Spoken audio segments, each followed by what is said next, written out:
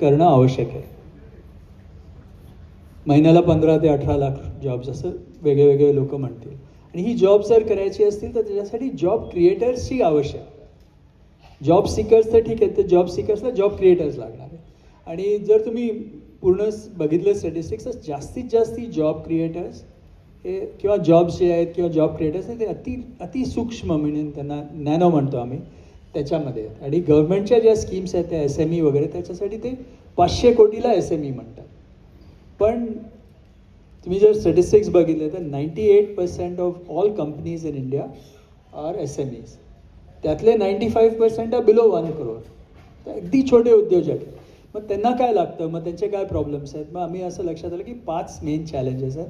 Access to funds, access to market, access to technology, access to teams, talent आणि access to compliance and other things.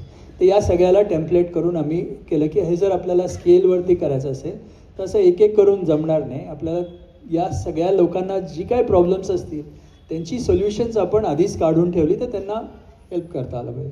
So असं मी एक grid बनवलं या 5वरती असं करून 160 वेगळे वेगळे पॉईंट्स आहेत. त्या पॉईंट्सवरती असं करून एक पूर्ण प्लॅटफॉर्म तयार केला.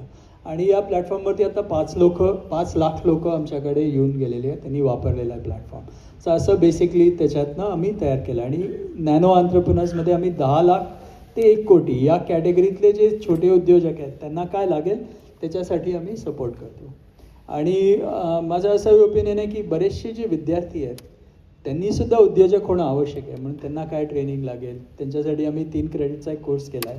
एक माइंडसेट आहे की कन्वर्ट वर्क टू जॉब्स, कारण there is no shortage of work, shortage of jobs. दुसरा आहे how to manage your own money. आणि तिसरा हाऊ टू सेल. आणि मी सगळ्यांना सांगायचा प्रयत्न करतो की सेल्स स्किल जे आहे ना ते सर्वात महत्त्वाचं स्किल आहे. जो कोणी सेल्समन असेल ना तो कधीच उपाशी राहणार नाही.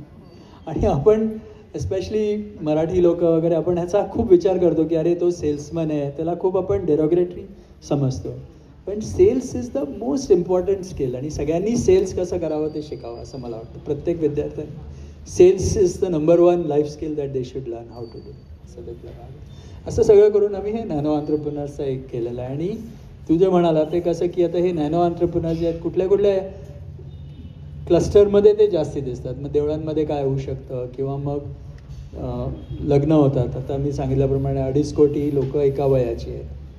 तर जरी 70% लग्न केली तरी 1.25 कोटी लग्न दरवर्षी व्हायला पाहिजे. तर त्या इकॉनॉमीमध्ये काय होईल असे सगळे नवीन उद्योजक कसे करता येतील त्याच्यावरती विचार.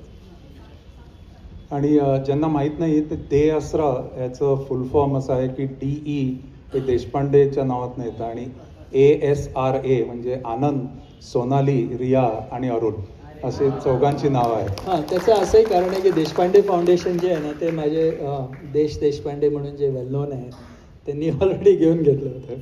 त्यामुळे मला देशपांडे फाउंडेशन करणं शक्य नव्हतं.